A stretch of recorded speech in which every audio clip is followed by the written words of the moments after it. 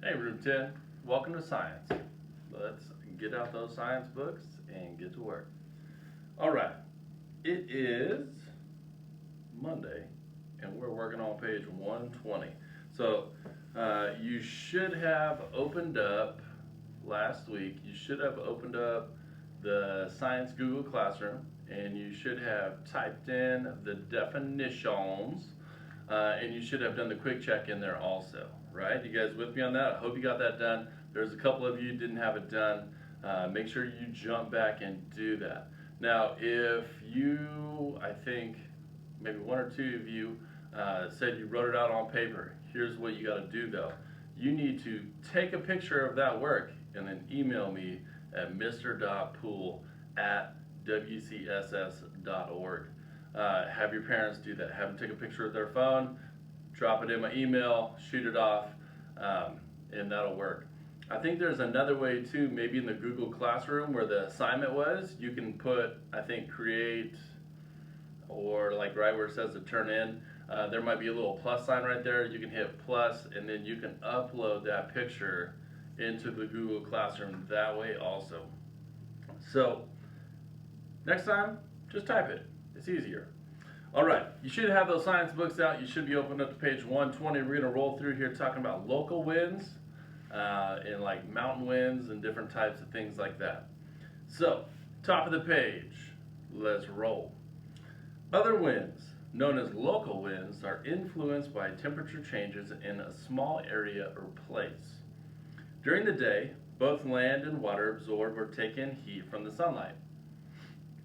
At night, the land and water cool as heat moves toward the atmosphere. Now, God made land and water able to absorb heat and cool off at different rates or speeds. Water warms and cools more slowly than soil and rocks do. Yeah, so like that's why, if you went out to your pool right now and it's not heated, if it's just like heated by the sunlight, if you go jump in your pool right now, even though it's been kind of warm outside, the pool's still going to be freezing cold because it takes a lot of energy from the sun to heat up that water, especially when it's, thousands of gallons of water.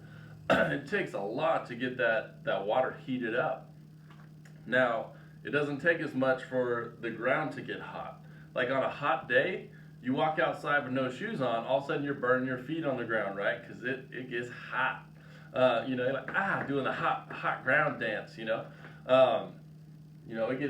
it gets toasty. So let's keep rolling.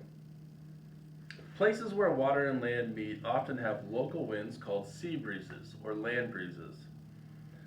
Winds form as cooler air moves to replace warmer rising air. During the day, the air over the land is warmer than the air over large bodies of water is. This causes sea breezes to blow inland from the cooler water. So, sometimes while you're just chilling at the beach, the wind's like coming off the ocean towards you. It's because the air over the land is getting heated up and that air is rising. So it's almost like a vacuum. It's pulling that cool air out over the ocean onto the beach, into the land, and then it's gonna rise once it gets in there. Let's see. At nighttime, the water and the air above it cool down slowly and stay warm longer than the land does. This causes land breezes to blow from the land toward the water. So the reverse happens at nighttime. So that water stays warmer out over the ocean and starts to rise. And then that causes the land air to go sliding off the land out over the ocean. So in the evening, the breeze might be going out towards the ocean. During the daytime, it's coming in from the ocean.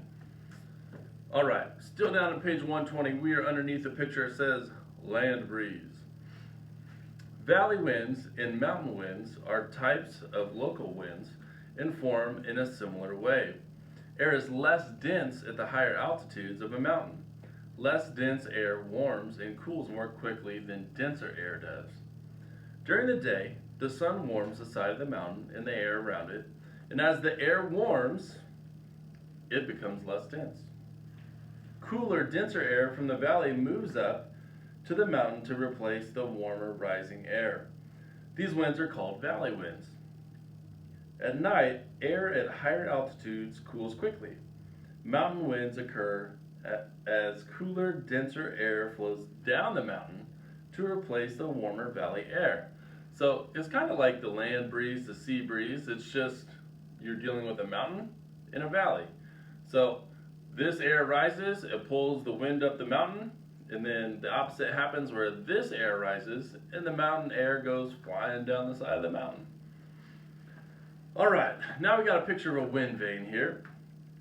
A wind vane is an instrument that shows the direction the wind is blowing from. I always think of, like in the cartoons where there's like the barn house, and up on the top of the barn is that little rooster thing that spins with the air to show what direction it's coming from. The speed of wind is measured using an anemometer. Now, anemometer sounds a lot like speedometer, right? So, you got to make sure you know the difference between these ones. An anemometer measures the speed of the wind. A speedometer measures the speed of your car, right? They both function in a similar way that they can measure the speed. An anemometer looks like several cups attached to a post. As the wind blows into the cups, they spin around the post. A dial that looks similar to the speedometer in a car shows how fast the wind is blowing.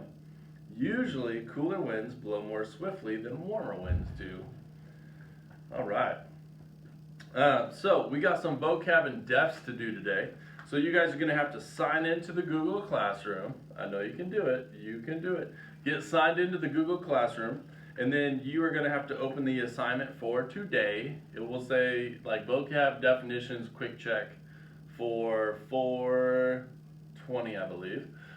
So when you click on that one, open it up, go ahead, type in those definitions. Don't forget to type them in there. And then don't forget to type out the answers for the quick check. So definition-wise, we have wind, air mass, we have a front, global winds, local winds, and that's it.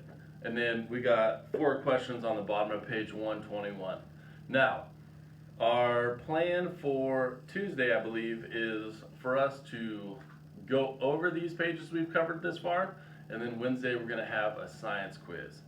All right, so make sure you get that done. Don't forget to hit turn in when you finish. I've had several of you guys like do your assignment, but then you don't turn it in.